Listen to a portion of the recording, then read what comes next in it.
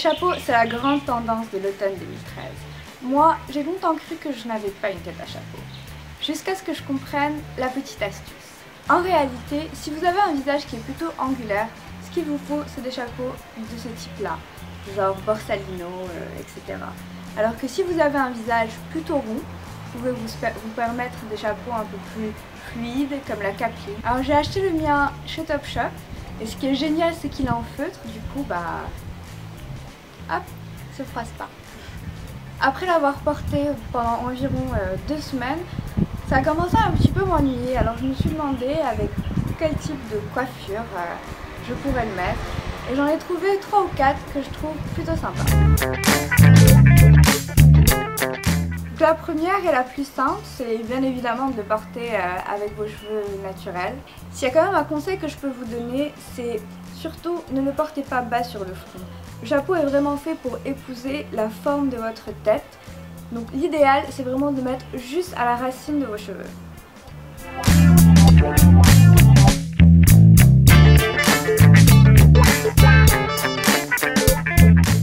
Une troisième façon de le porter serait avec une tresse épi.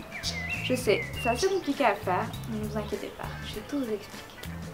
Alors en réalité, c'est très simple. Ce qu'il vous suffit de faire, c'est de ramener vos cheveux sur le côté et plutôt que de les séparer en 3 comme une tresse normale, vous allez les séparer en 2.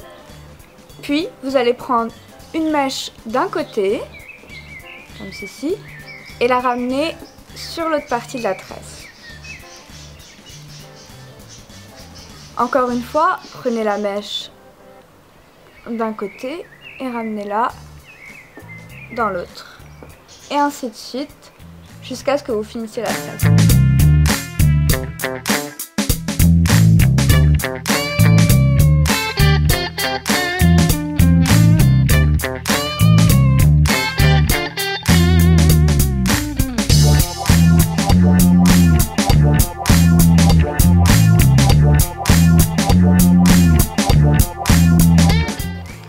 Ok, alors la dernière coiffure que je vais vous faire et que je trouve révolutionnaire, parce qu'en fait c'est comme une épi de blé, sauf que ça prend 2 minutes à faire. Ok, donc vous allez ramener vos cheveux d'un côté, vous allez encore une fois les diviser en 2. Sauf que dans ce cas-là, en fait, vous allez garder un espèce d'espace entre vos cheveux. Vous allez prendre ce qui vous reste de cheveux en bas, et en fait vous allez les ramener à l'intérieur, comme ceci. Et ensuite, vous allez faire un espace un petit peu sur le côté en fait, pas totalement au milieu, donc comme ceci. Et encore une fois, vous allez ramener vos cheveux à l'intérieur. Hop.